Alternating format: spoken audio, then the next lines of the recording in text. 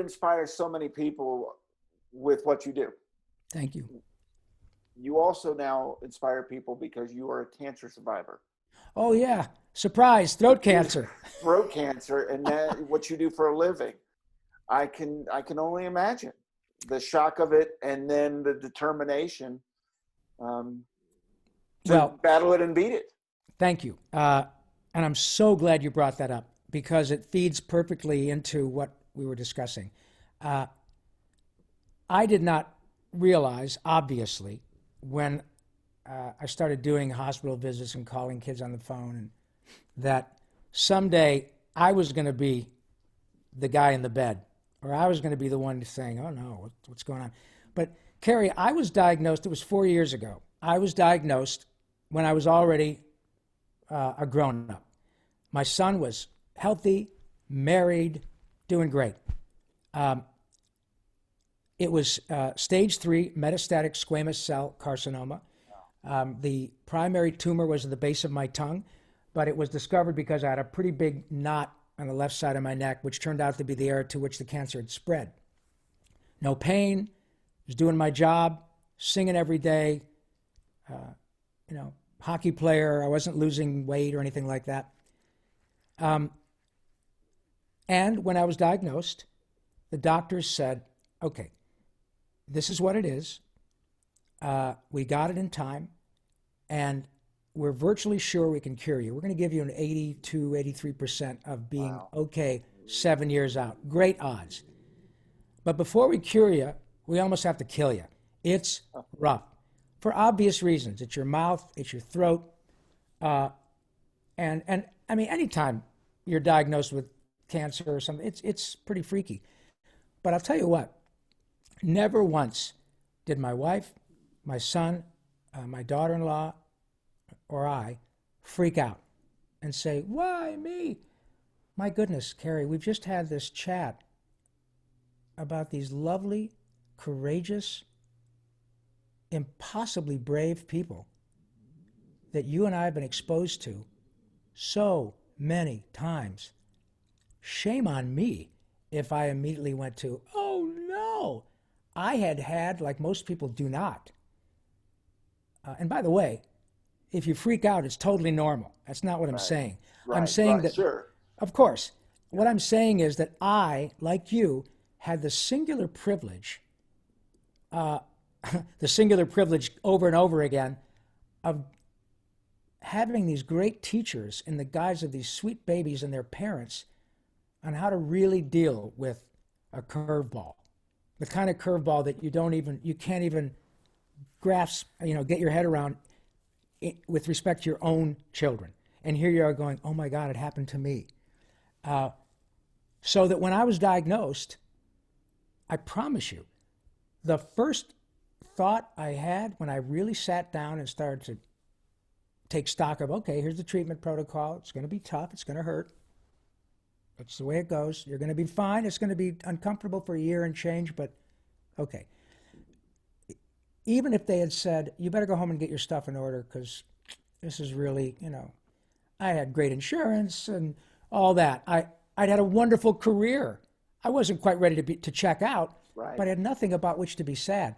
But that's not what they had told me. Moreover, I immediately reflected on how many children and their parents who had bravery way beyond my comprehension of what real bravery is about and courage. And I immediately thought, oh, you got this. You so got this. You got people who love you. You've got world-class health care.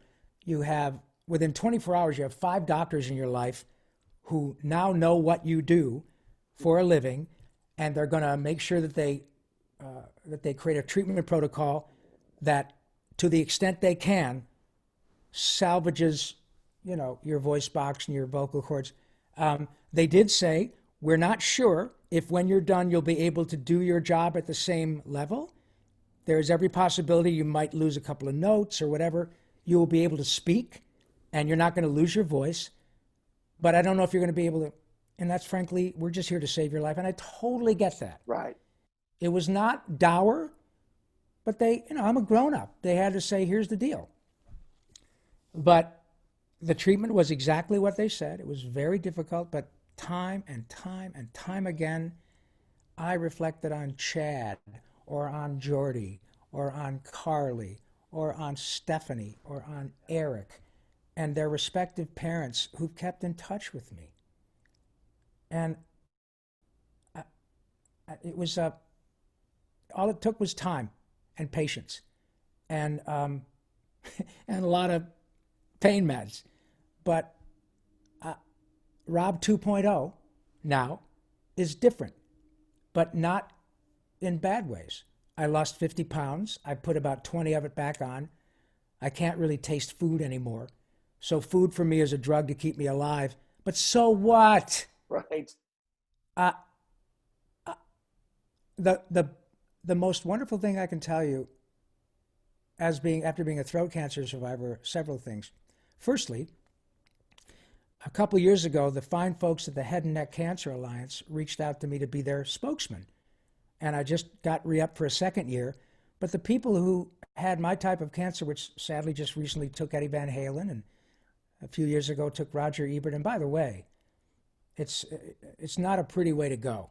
Nobody wants to leave from anything like that. But we saw how brave Mr. Ebert was in allowing us to see him.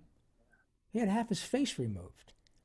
And that's where I was headed if I didn't jump on this. But the people who were the Head and Neck Cancer Alliance spokespeople before me were Jim Kelly, the quarterback of the Buffalo Bills, Hall of Famer, 4-time Super Bowl quarterback, who had the same type of cancer I did. Oh, yeah, he can throw a football. But you watch that man stand up in front of a group of badass football players talking about his cancer. That's a hero. And he did this before me. And before him, it was Michael Douglas. And so talk about a platinum lining. Then nice people like Carey Stinson has me on his show and allows me to talk about this experience. And the glory of it is that we don't know who's going to watch this and someday meet you at an event and say, hey, Carey, I forgot the name of that guy, Ron Pullman. I don't know, the guy that does the cartoon voices. But I watched that, and my dad had just been diagnosed. And so I went to headandneck.org because Mr. Paulsen is the spokes tune, and I learned a lot, and I helped my dad. He's going to be okay. But boy, did I learn a lot. That is what is so beautiful about this opportunity. But it's come full circle. I had, again, opportunity meets preparation. I was lucky enough to be diagnosed with cancer after I had hundreds of people, children and their parents, allow me to see what they went through. That was my preparation. And then the opportunity came that wouldn't have presented itself were it not for my cancer. So I got lucky again. And then on the heels of that, I'm back to doing my work at the same level I was before I had cancer, which in itself was a bit of a miracle to me, with Mr. Spielberg again. Right. So all these doors are going to be opened again so that Yakko can call from the water tower and saying, hey, Jeremy, how you feeling, buddy? That's all right. Once you get through it, you come out to the water tower and we'll have a blast. Unless, of course, you're arrested getting on the lot, then you're on your own. But you see my point. I do. I just cannot imagine moving through life any better. I've won the frickin' lottery.